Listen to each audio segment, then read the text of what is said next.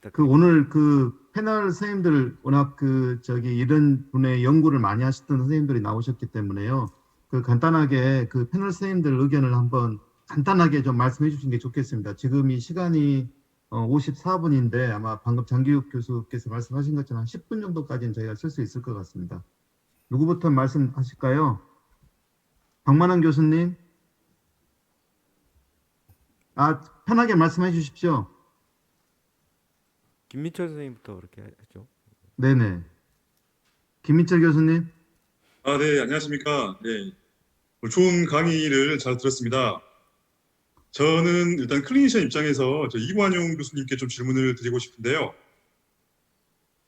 저희가 사실은 저희가 FFR, IFR을 잴 때 디스코던스 레이트가 한 20% 정도 된다고 말씀을 하셨는데요. 실제로 저희가 디퓨즈 레전뿐만 아니라 포컬 레전에서도 상당히 디스코던스가 보이는 경우가 많습니다. 반복적으로 측정했음에도 불구하고 많이 보이는 경우가 있는데, 그런 경우에 교수님께서는 이제 어떤 스트래터지로 나가시는지에 대한 클리니션 입장에서 말씀을 해주시면 좋을 것 같고요.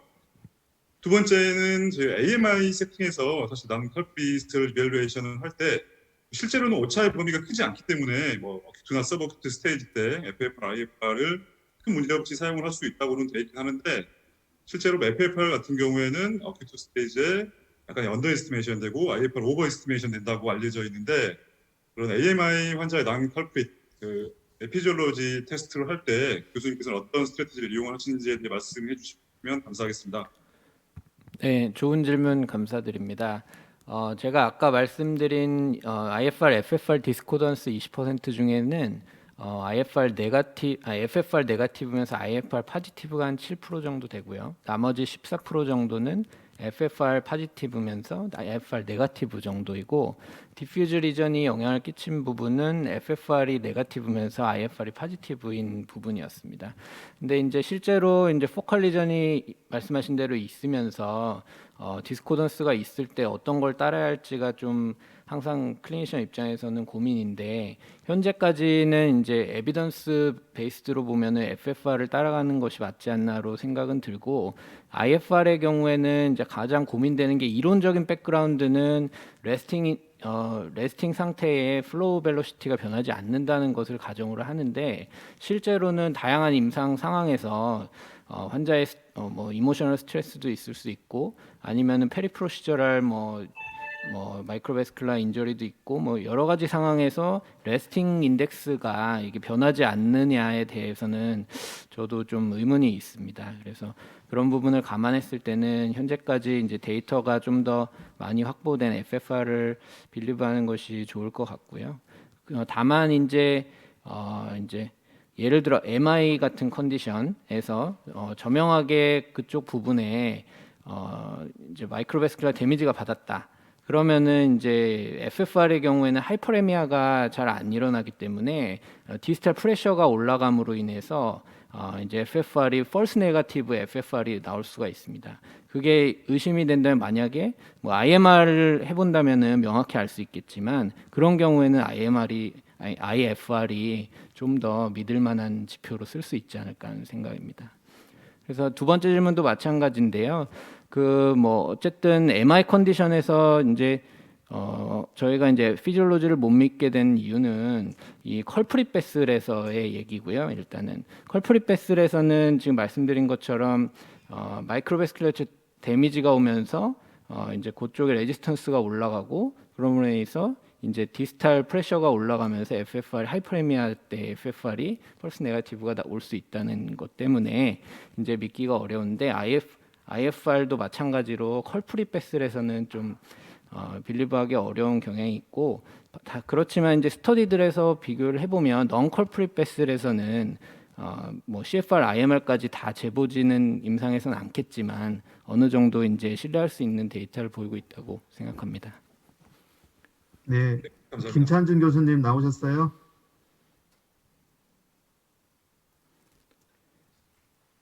네, 마이크 끄셔야 돼요. 네, 교수님 말씀 들리세요? 네, 잘 들립니다. 네, 저기 오늘 정말 귀한 자리에서 흔하게 듣지 못하는 주제에 대해서 강의를 해주셔서 정말 감사드립니다. 저는 이준상 교수님께 일단 우선적으로 말씀을 드리고 싶은데요. 사실은 굉장히 좀 그 흥미를 유발하는 흥미로운 주제긴 한데 제가 여쭤보고 싶은 건 이겁니다. 이제 사실은 지금 말씀하신 그런 시스템에서 주로 이제 몰폴로지나 유체 역학적인 면에서 이제 코로나 아르테리얼 디지즈가 진단될 수 있는데 사실은 카디오바스큘라 이벤트가 생기는 거는 지금 어큐트 코로나 신드롬 같은 경우는 이제 세포 구성이나 아니면 마이오케미컬 체인지라는 것도 굉장히 이제 중요한 아세로트로보틱한 이벤트를 예측하는 데 중요한데 혹시 향후에 인공지능을 포함해서 딥러닝을 하는 과정에서 그 이런 면도 이런 변수도 이제 교수님이 생각하는 시스템에 끌어들여서 반영이 될 수 있을지 혹시 그런 가능성이 제가 좀 궁금합니다. 제가 뭐 문외자라서 무식한 질문일 수 있는데 한번 좀 그런 면이 있으면은 좀 재밌을 것 같습니다. 네, 제가 감사합니다. 질문 감사합니다. 지금 질문하신 부분에 대해서 당연히 저도 이제 고민을 많이 해봤고요. 근데 저희가 지금 약간 좀 사실은 좀 큰 스케일에서 정보를 모으다 보니까 지금 사실 세포 단위 레벨에서의 특징보다는 그 세포로 구성되어 있는 예를 들어서 표면 에너지라는 게 있습니다. 우리 이제 보통 혈관 내부 보면은 엔도셀룰러 셀을 보면은 셀의 자체 그 어떻게 모폴로지에 따라서 서피스 러프니스가 인듀스되고 그거에 따라서 표면 에너지 이렇게 공학적으로 표면 에너지가 좀 다르다고 하거든요. 근데 그 표면 에너지를 저희가 반영시킬 수 있는 방법은 있습니다. 그러니까 그게 이제 사실은 다시 말씀드리면 아까 이광현 교수님이 처음에 이제 말씀하셨던 그 볼텍스라든지 또는 그 점도에 대한 특징 이게 사실은 전부 이게 프릭션 팩터 같은 경우도 전부 소위에서 서피스 러프니스랑 관계가 있거든요. 근데 그 러프니스가 세포의 구성에 따라서도 관련이 많습니다. 그래서 궁극적으로는 그러한 인자들이 사실은 반영이 다 될 수 있어야 되고요. 그리고 저희가 지금 가지고 있는 데이터가 중요한데 그런 데이터를 이제 저희가 임상 데이터를 모을 수 있어서 데이터를 가지고 있다면 충분히 가능하고 만약 그게 좀 어렵다 측정하기도 어렵고 하다 그러면은 말씀드렸듯이 저희가 모델링 데이터를 똑같이 축적을 하고 있거든요. 그래서 모델링 데이터를 축적을 해서 머신러닝을 쓰던 뉴럴 네트워크를 쓰던 해가지고 인공지능화 시켜서 예측할 수 있는 방법이 충분히 있습니다. 그래서 임상 선생님 교수님들께서 그 부분이 중요하다라고 인풋을 주시면은 당연히 저는 이제 그거를 반영시킨 그러한 그 인자를 개발해서 디시전 메이킹을 해야 되겠죠. 교수님, 사실은 이제 아까 교수님 처음에 강의하신 것처럼 굉장히 많은 데이터 또 정확한 데이터 인풋이 중요하다고 말씀하셨는데 실제로 많은 병원에서 AI 센터도 최근에 셋업을 많이 시키려고 노력을 하고 있고 과연 병원 간의 어떤 인터 하스피탈 네트워크를 잘 구축하면 굉장히 좋은 빅데이터를 구축할 수 있을 것 같은데요. 네. 실제 병원마다 어떠한 데이터를 어떻게 축적을 할 것인가 그리고 병원 시스템을 어떻게 바꾼 걸까에 대해서 굉장히 고민을 많이 하고 있는 걸 봤거든요. 예. 혹시 그런 부분에 대해서 혹시 코멘트 하실 거 없으신가요? 제가 뭐 제 수준에서 그거를 제가 의견을 드릴 수 있는 거는 사실은 별로 없고 사실은 제가 지금 빨리 하고자 하는 거는 특정 병원이라 하더라도 그 플랫폼을 만드는 걸 지금 작업을 빨리 하고 있습니다. 그래서 그게 만들어져야지만 그 플랫폼을 다른 병원에서 활용을 하셔가지고 그 맞게 또 거기에 데이터에 맞게끔 또 디시전 메이킹을 할 수 있게. 그러니까 이게 이제 워낙 데이터 디펜던트하기 때문에 특정 병원에서 특정 기기를 가지고 데이터를 모은 거 가지고 인공지능 시키면은 거기에 최적화가 돼 있어요. 알고리즘이. 근데 그걸 가지고 또 다른 병원으로 가면은 사실 그게 어느 정도 정확도를 맞출지는 사실은 정확하게 개런티는 할 수는 없습니다. 근데 일단은 그 시스템 플랫폼을 만드는 게 중요하기 때문에 저는 이제 제가 이제 연대에 있기 때문에 이제 연대 이제 세브란스 병원하고 그 관련돼서는 저희가 계속 되게 축적하고 이제 플랫폼을 만드는 작업은 이미 이제 저는 이제 끝냈고요. 이거를 이제 좀 더 확대할 수 있는 방법을 당연히 찾아야 되는 거고 그러려면은 말씀하셨듯이 병원과 병원 간의 데이터 공유는 당연히 중요합니다. 당연히 중요한데 제가 제 수준에서 그게 어느 정도까지 활성화될 수 있는지는 제가 정확하게 말씀은 못 드리겠습니다. 네, 감사합니다. 우리 박원정 교수님 혹시 코멘트 하실 거 있으신가요? 네, 저는 뭐 일단 아니요. 네. 리서치 하시는 분들한테 제가 잘 모르지만 어쨌든 일단 우리 김준영 교수님께서 너무 재밌는 데이터를 보여주셔서 재밌게 잘 들었고요. 굉장히 좋은 아이디어고 분명히 저는 유러피안 하저널에 분명히 좋은 결과로 나타날 것 같습니다.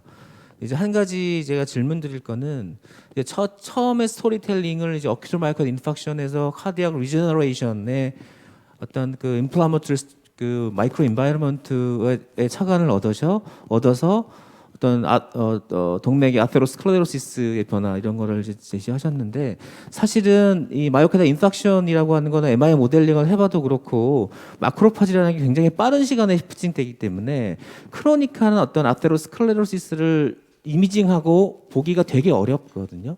그래서 아마 제가 만약에 리뷰를 하면 그런 코멘트를 할 것 같아요. 아니 예를 들어 우리가 인팍 생기고 인저리 생기면 일주일 안에 폴라리전 다 끝나고 힐링 페이스 가서 가는데 그때 어떤 30일 정도에서 한 21일 찍었던 거기에서의 인플라메토리 마크로파지의 시그널이 그게 뭐 어떤 변화가 있겠느냐라는 퀘스천을 줄 것 같고요. 또 한 가지 코멘트를 드리면 아까 오구택 교수님도 말씀하셨지만 그 페이지에서 M1N2를 클래시피케이션을 해서 얘가 프로 인플라마토리한지 이뮨 모듈레이션인지 힐링 페이지에서 뭘 도와주는 건지까지를 이미지를 보여주면 정말 더 대박인 페이퍼가 되지 않을까 이제 이런 생각을 합니다. 여기에 대해서 코멘트를 좀 부탁드립니다. 네, 좋은 질문 감사합니다.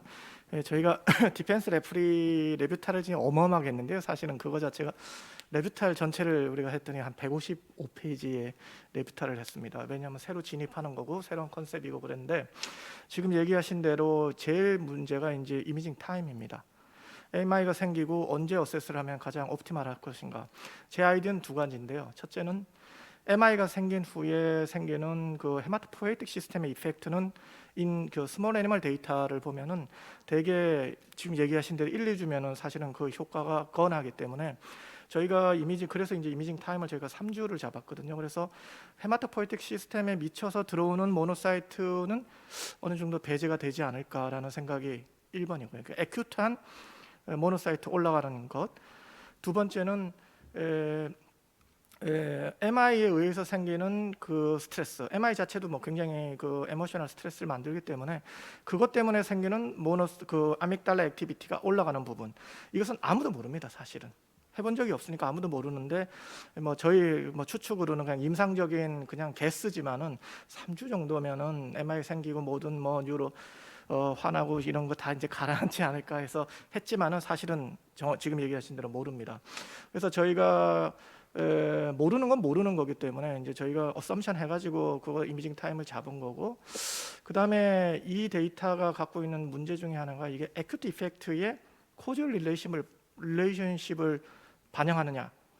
저는 그렇지는 않다고 생각합니다. 파셜리 바이디렉셔널 인터커넥션에 서제스는 할 수는 있지만은 그 지금 얘기하신 이제 박 교수님 얘기하신 그 컨셉에는 이게 정말 그것 때문에 올라갔느냐라는 이제 코즈얼 릴레이션십에 대한 컨셉이 들어가 있는데 그거는 앞으로 규명을 해야 되고 그 규명을 하기 위해서 제가 그 두 가지 방향을 이제 생각을 한 겁니다. 그래서 앞으로 이제 그 부분은 더 연구를 해야 되고요.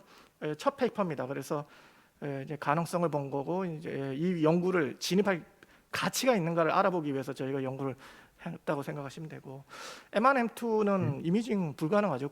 그 인체 내에서 M1M2 볼 수 있는 방법은 없습니다. 그리고 펫이라고 하는 건 더 러프한 매크로페이지의 메타보릭 액티비티를 반영하는 거고요.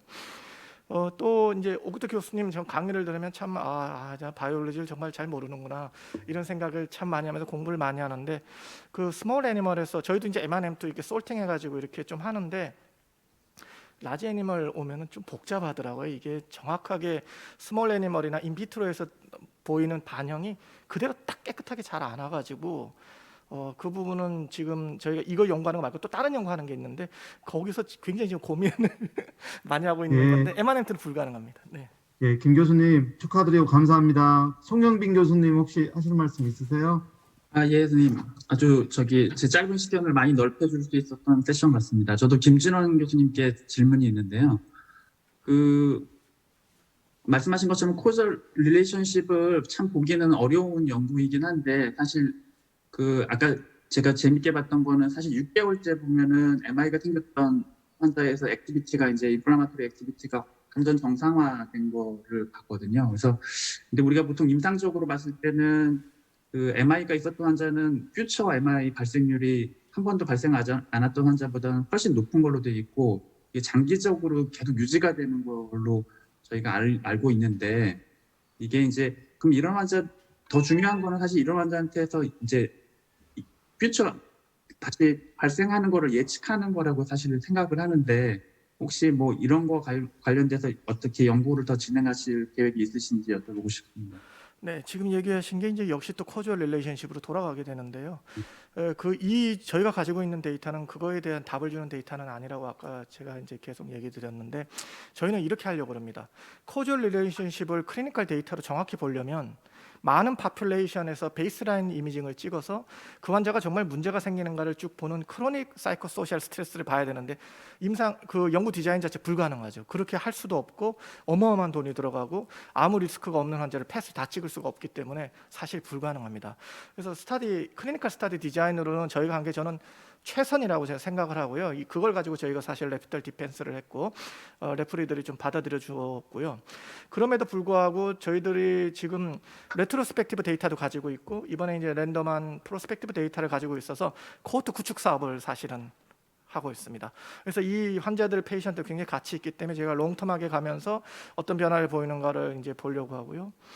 그 다음에 이제 지금 얘기하신 대로 이게 크로닉 스테이투스가 퓨처의 리스크에 영향을 미치느냐, 이제 그거는 지금 제 얘기한 대로 하면은 뭐 어느 정도 답을 얻을 수 있을지도 모르지만은 파퓰레이션 작기 때문에 그럴까라는 생각을 좀 하고 있고, 그럼에도 불구하고 레트로스펙티브 어널리시스의 라지 스케일 데이터에 매스 제너럴 코호트 데이터가 있거든요. 거기서 보면은 어느 정도 자기들이 릴레이션십이 있다고 타가코가 주장을 하니까 이제 그거랑 붙이면은 그 답이 되지 않을까 이런 생각이 들고, 클리니컬리는 이 퓨처의 리스크를 보는 건 불가능하지만은 다이렉트하게 코로나리 플락의 매크로페이지 액티비티랑의 관련성을 본다면은 그것을 간접적으로 저희가 어썸션 할 수 있을 거로 생각해서 이제까지는 그 방법이 없었습니다만은 이제 내년에 저희가 갖게 되는 그거를 통해서 링크해서 하려고 이제 그래서 그 아이디어를 생각을 해낸 거라고 보시면 돼요. 예, 교수님 감사합니다.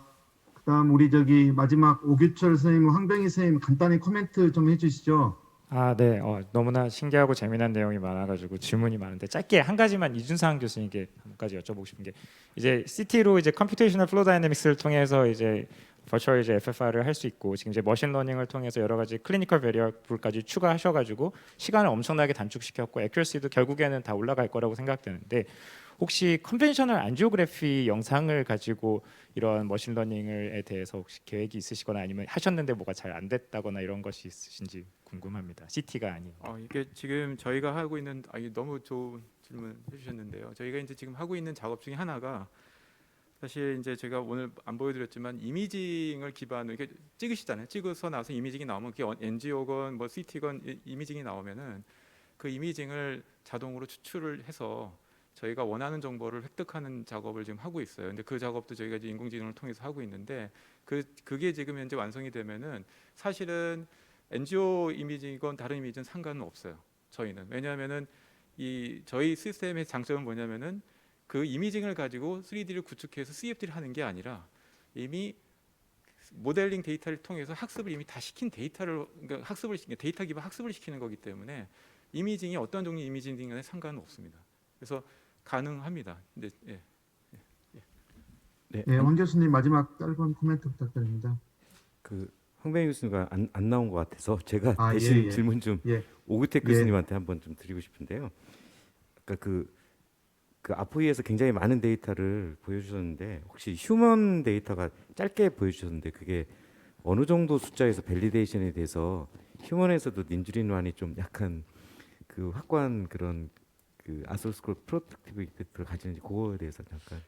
그러니까 휴먼에서는 아스로 프로텍티브한 결과는 인비트로밖에 없고요. 환자는 한 60명 정도 하고 정상계 동맥경화 걸리지 않는 그 젊은 분들, 그러니까 나이가 처음에 이제 매칭을 해가지고도 하고, 그다음에 혈액은 이제 두 가지 이슈가 뭐 임상적으로 있는 거 아닙니까? 이게 매칭을 할 때, 그러니까 60세에 같이 환자하고 60세 정상인 분들을 하고 또 뭐 아예 젊은 사람들 혈액하고 이렇게 비교해봤을 때 뭐 굉장히 유의성 있게, 그러니까 MMP9하고 솔루블 닌주린완은 같이 콜리레이션이 있었고 한 숫자는 한 60명 좀 넘었던 것 같습니다. 각 그룹 다. 앞으로 그럼 거기에 대해서 무슨 앞으로의 무슨 리서치 플랜이나 뭐 약제 개발이나 뭐 이런 것도 아까도 잠시 말씀드렸듯이 이제 램알파 같은 경우는 휴먼에 없어가지고 좀 하고, 요거는 저희들이 그 기대하는 거는 이제 뭐그 M1M2라는 말 별로 저도 좋아하지는 않는 이야기이긴 한데 어쨌든 이 리셉터를 찾으면은 지금까지는 보통 M2에서 익스프레션 돼 가지고 M1에 이렇게 간다든지 그런 경우는 좀 흔치는 않았거든요. 저희들이 싱글셀을 해보니까 좀 클리어하고 다른 싱글셀 데이터들을 가져와서 또 분석해봐도 좀 클리어하니까 만약에 이게 M2에는 이게 리셉터가 없고 뭐 그럴 일은 드물긴 합니다만 어쨌든 좀 어셈블리가 어떻게 되든지 간에 M1에만 솔루블 폼에 리셉터가 있다고 그러면 그건 정말 그 치료 타겟으로 대박인 건데 이게 그건 모르겠습니다. 이걸 해봐야 되는 겁니다. 리셉터를 찾아야 될 것 같습니다. 근데 제가 예전에 한번 S-레이즈, 그러니까 레이즈하고 S-레이즈, 솔로블 레이즈의 액티비티를 휴먼 샘플에서 봤는데요. 이 어떤 리셉터가 잘려서 솔로블하게 되면 그 리셉터는 그 인풋이 얼마나에 따라 디코이 역할을 해서 리셉터를 스티뮬레이션 시키기도 하고 억제시키기도 하기 때문에 이게 환자에서의 배리어블이 좀 있더라고요. 그런 거를 좀 잘 어드레스를 하시면 좋겠습니다. 중요한 코멘트입니다. 제가 많이 이제 참조하겠습니다. 감사합니다. 예, 저기 장규 교수님 벌써 15분이 돼서 예, 예. 좀 마무리해야 되지 않을까 싶은데 예, 장 교수님께서 마무리해 주시죠. 원장님이 마무리해 주세요.